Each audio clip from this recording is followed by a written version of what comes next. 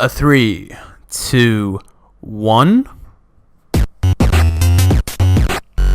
What's poppin', YouTube? It's your boy Raman coming at you with the Instant Ramen Podcast, episode 8. I have to readjust this because it's getting wonky on me. How about when you try to put on sunglasses, but they don't come on straight the first time, and so you have to pretend like they came on right, but really you're kind of uncomfortable and dead on the inside because they didn't really prop onto your ears properly. You know? Aside from hearing, if you think about it, the only other use of ears are for propping up your glasses. These are the things that keep me up at night. If I didn't have ears, if anybody didn't have ears, as a matter of fact, how would you keep your sunglasses on? You'd have to tape them to your head. And then you just look like a Van Gogh trying to fit in. You know what I mean? You'd look like a Van Gogh frat boy. The other day I was listening to music, and you know that feeling you get where you're listening to a song that you really admire and you care about, and it's something that really sends a shiver down your spine, and you get that physical sensation of a chill, and it's almost like euphoric, because I'll be listening to songs while I'm designing stuff and things like that, and if it's something that I've heard in the past that really moves me, it will literally give me a physical sensation of euphoria. And then I looked it up. Turns out there's a term for it. It's called frisson. Frisson, and I will be putting down the definition right here.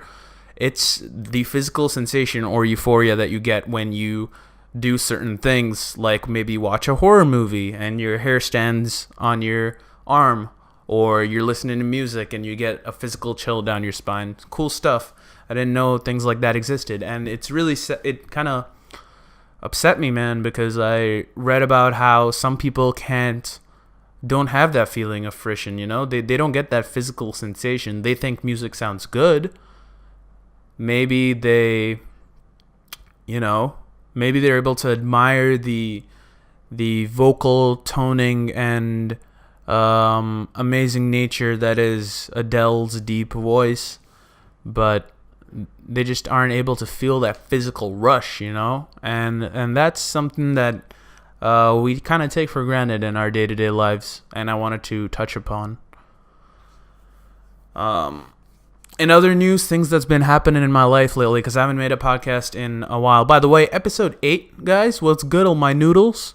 What's happening? We've come a ways, and I just wanted to let you guys know that the location where I filmed this might change up from time to time. I'm not going to be sticking with this same environment because it's a little harder to set up over here, because there's a lot of stuff I have to move out of the way, and there's some lighting issues, and I just feel like overall it would be better if I changed my location up. So just forewarning, in the next episode, and from the next episode onwards, you might not see the big dandelion thing in the background, which I thought was cool. You know, it was a recurring theme in every episode.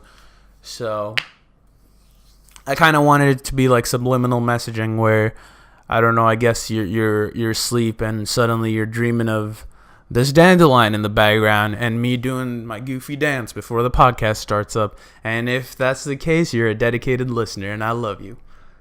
So, in other news, what's been happening with me lately? So, I shave my head quite frequently because, if you guys don't know or aren't aware, my hair has been thinning for a while now, and it doesn't grow back to its full folliculicity, if I had to put it in words, you know, to its full follicle density, you know, its full follencity, the follicle density of my hair, of my scalp region is off.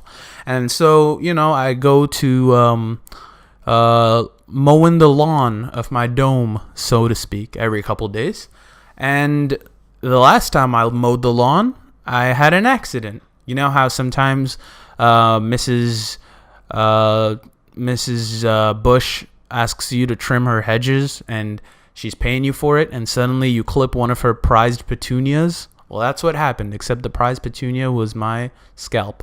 So I was standing in the bathroom and shaving, and I needed a little help with shaving the front bit of my head. So I asked my, it was actually the back. And I asked my brother-in-law to come in the bathroom and help me out with it. That's what she said. And he was standing on a stool behind me, and everything was going smooth. The razor was new. I was looking fresh as hell, you know. I was looking like Johnny Sins before a porn shoot. I was looking like God of War just getting out of bed, you know. I looked like Vin Diesel about to rev up a new car in Tokyo. So anyway, he's shaving my head, and suddenly I hear a and he goes, "Oh my god, and he has a look of pure horror in his face, you know. It's like that look that you get when you open up your Christmas presents and you thought that you were getting a PlayStation 4, but you got a rescue dog that just doesn't see right. You know what I mean? No, I guess that wouldn't be that bad. It's kind of like when your friend, you know that you failed that test, and you ask your friend how did he do, and he's like, "Oh, I did terrible too, man. It sucks." And then he gets an A+, or he gets an A-. That's kind of the face that he had, you know, just that face of pure shock, disgust mixed with anguish. And I looked down at the razor, and I saw a chunk of my scalp on that bad boy. Like, I could have taken that chunk of my scalp and thrown it on the skillet and made some bacon for the family, you know. "Honey, I'm home. Is the bacon ready?" Clearly, because it's on the razor. A part of my DNA was on that razor, and it was thick and it was juicy, just like my swole arms.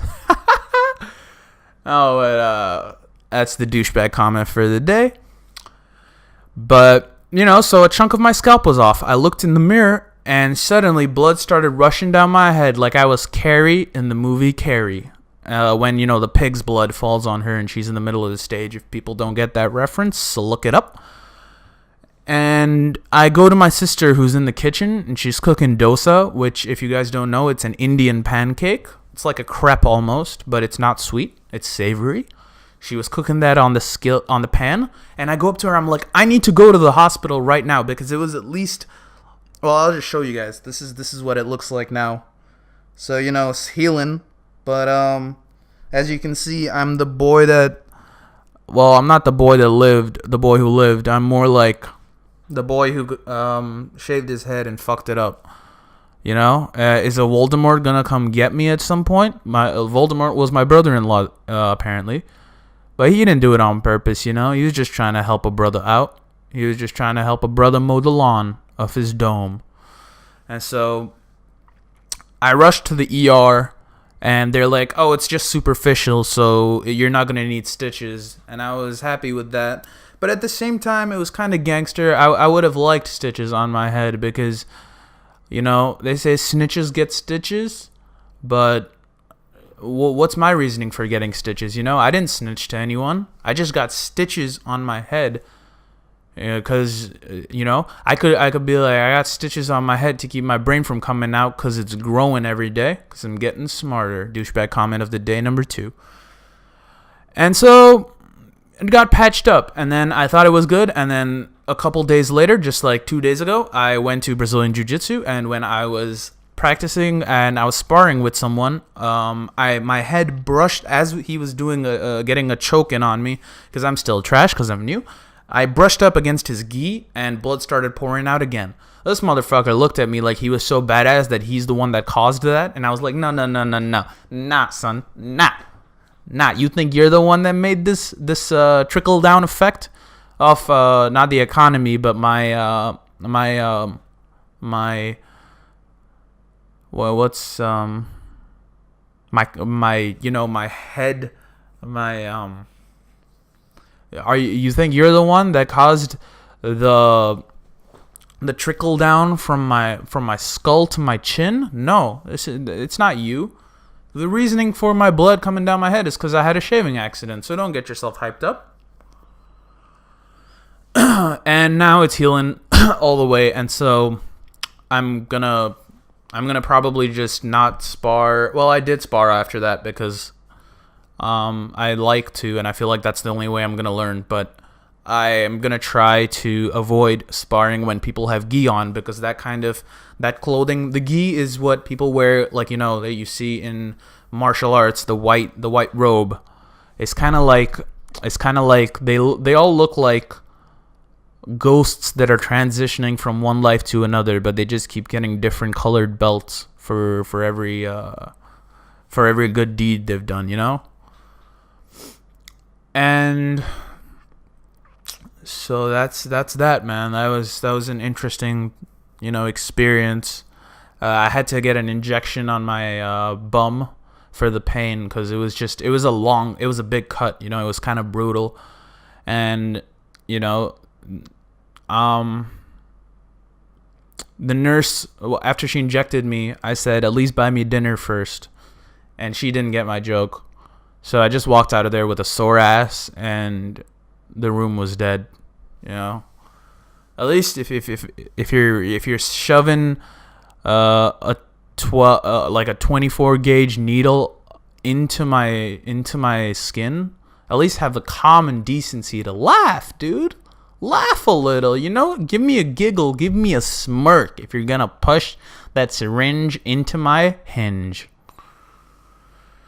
So we're just going off the cuff this episode, man. I don't even have any notes. I don't have anything I want to talk about. I mean, like, I am talking about anything I want to talk about, but I'm going off the cuff. Usually I have a couple talking points. I just don't give a flying spaghetti monster this episode, We're going full on random. Am I going off on a tandem? Yes. Are we random? Yes. I'm going to have some flyers and I'm going to hand them. Yes. So in recent news, I went to go pick up my sister. I'm going to take these off because it is indoors and I forgot to take them off up until this point. Wow, it is bright in here. And how about...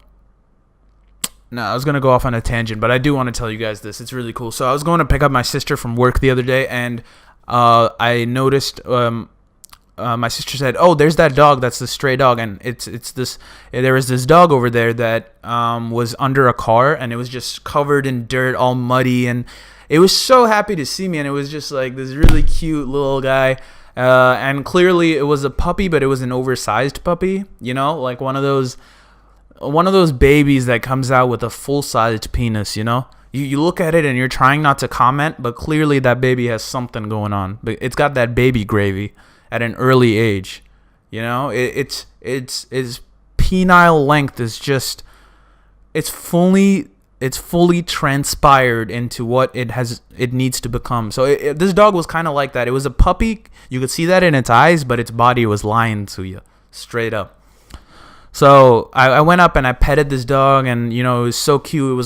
It had matted fur and stuff, but it was just like tilting its head, doing the head tilt, and it was like licking me all over. And we talked about it for a while, and I kept telling my sister, let's help this dog out. One thing led to another. We took it to the hospital, and the guy gave it a checkup. This guy was so cool. He was cool enough to give us deworming tablets, some eye drops, and things like that on the house to take care of this dog, because he was like, it's a good thing you guys are doing, And so we brought him home, man. We gave the dog a shower. We gave him a decent meal. And now we might be keeping this dog. We're not 100% sure, but we're like 98% sure that we're keeping this dog. If we're not, we'd be putting him up for adoption, but we're getting...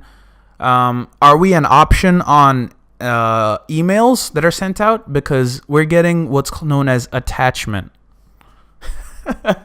We're getting attached, dude. His eyes are really pretty, and you know what? I'm just gonna show you guys, cause fuck it. Just give me a second.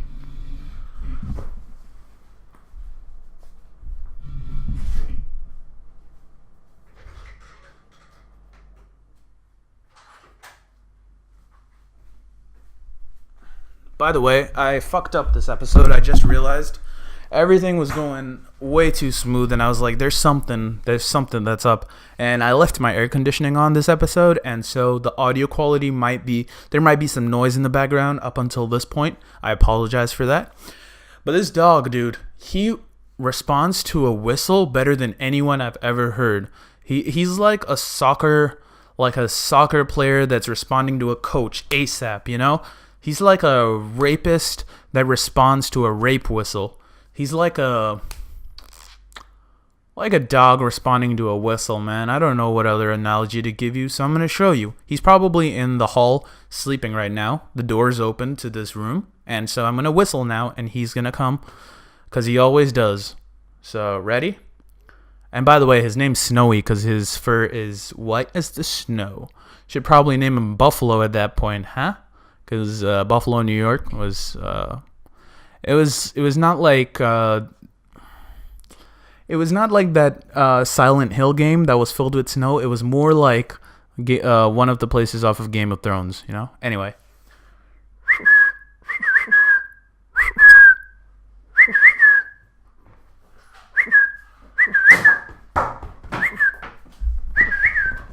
Hey, buddy. Get up here. Guys, this is Snowy. Say hi, Snowy. Can't see you, buddy. Get on. Alright, put this down here. Guys, this is Snowy. He is I want to estimate probably a 5-month-old puppy.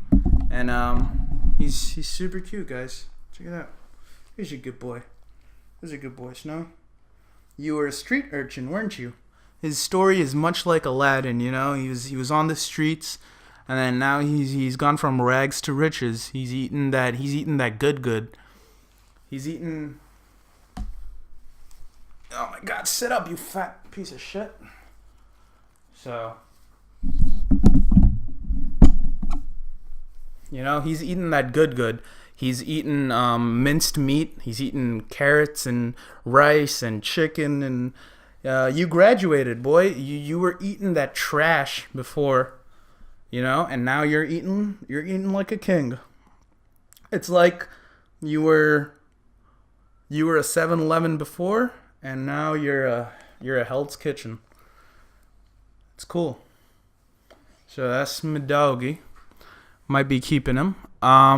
We're most probably going to keep him because, you know, you grow a bond after a while, and it's just hard to separate from these things. They're there when you wake up, they're there when you fall asleep, but most importantly, they're there when they take a piss all over your house and shit everywhere, and you have to clean it up at 3 a.m. in the morning, and they're whining, and you don't know why they're whining. And that's why I would always really consider before having a kid, you know, because it's just such a commitment. I can barely stand to clean up this guy's piss. Imagine having to change a diaper every couple of days, you know? Shout out to all the mothers out there. Where's your mama, huh? You little bastard. Where are you, huh? Jon Snow. Should have named him Jon Snow. Jon Snowy. His name's Snowy. Jon Snow is a bastard. He doesn't know where his mom is. They have that in common.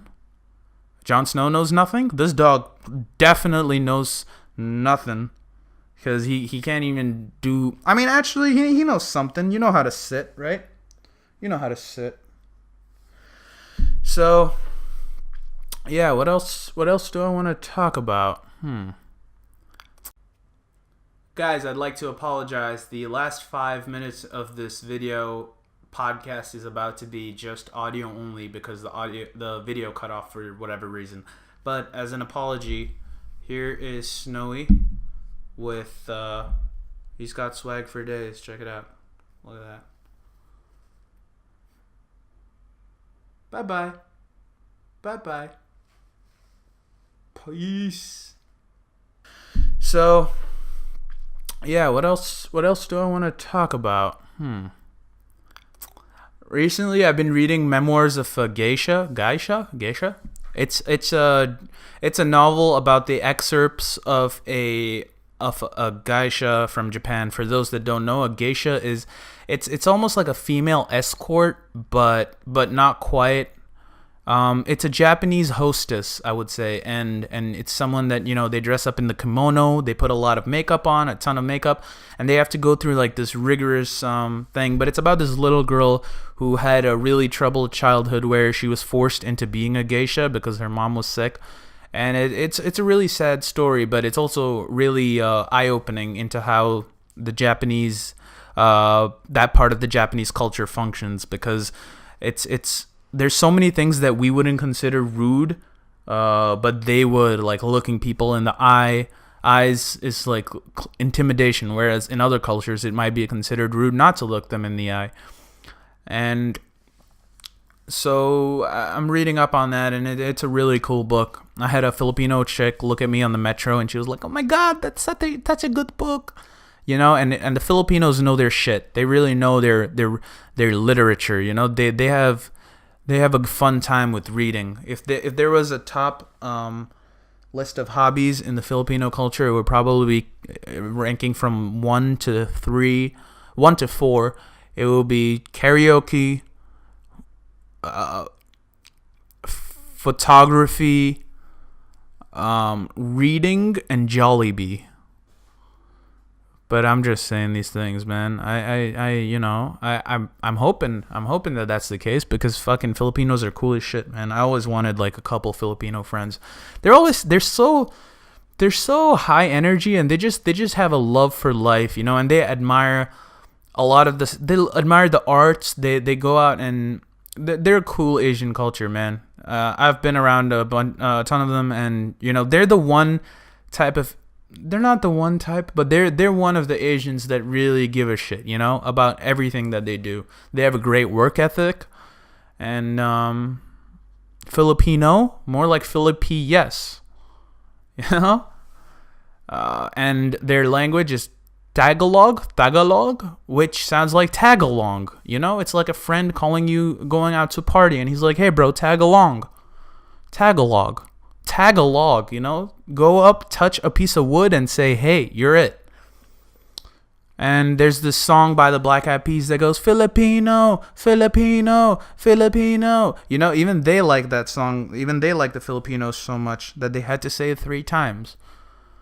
And I've always thought it was cool. This one time in a restaurant, my dad's the most random person ever. He'll say the most random facts ever, out of nowhere. And he said at his workplace, he had a lot of Filipinos, and he said that one of them taught him how to say. He was like, we were at a Papa John's. I'll never forget this. It was actually Figaro's. It's another pizza joint. And he looked straight at me and he goes, "Do you know how to say, 'Do you want a banana' in Filipino?" He said that to my mom, my sister, and us. And we're just like, "What? No. Like, what?" Out of nowhere, right? And he goes, "Well, it's gusto masaging." Gusto masaging, dude. And so, anytime I want to fuck around with a Filipino, I'm just gonna say gusto masaging. And is that something a pervert would say? You know, "Do you want a banana, little girl?" Like, you know, you just go up to like a random lady on the street, and you don't say that to anyone. So, what am I gonna do with this piece of information? What is the situation that calls for me offering some potassium to a random stranger? You know, when am I gonna need to be like, "Oh, are you low on carbs? Gusto masaging, m'lady?" When is the time that I'm gonna go up to, you know, just the first Filipino person I see and go gusto masaging, and then just disappear off into the darkness, never to be seen again? And they're gonna be like, "Who was that man?" And someone else gonna be like, "I don't know, but he was quite appealing." Jesus Christ, that was horrible. Yeah, man. So I guess that's about it. I don't have anything else I would like to talk about in this episode. I have a couple more points I want to touch upon, actually, but I'm not going to talk about them in this episode. But really cool fact. starting from the next, maybe not the next episode, but the episode after that, I'm going to be having guests on here. Here at the Instant Ramen Podcast, we talk about whatever I want to talk about, and now it's going to be whatever we want to talk about, because I'm going to bring other people in. I'm going to have them share their ideas, their traits, whatever they want to share, and I hope you guys are along for the ride and just watch as I crack these off-the-cuff jokes that make them cringe so hard they might leave my podcast. Don't leave before it ends, you know? That's what I'm going to be saying. But they're going to be like, I got stuff to do. I have an appointment. It's 10 o'clock at night. Why do you have to leave right now? You don't have an appointment. No, it's a late night pizza party at my workplace. Really, at 10 o'clock? That's an awful late time.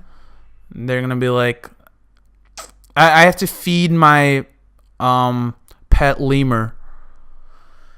And I'm going to be like, all right, man, that's understandable, you know. I guess I'll see you around. Send me a picture of that lemur. I can't. He's camera shy. Okay, that's understandable, man.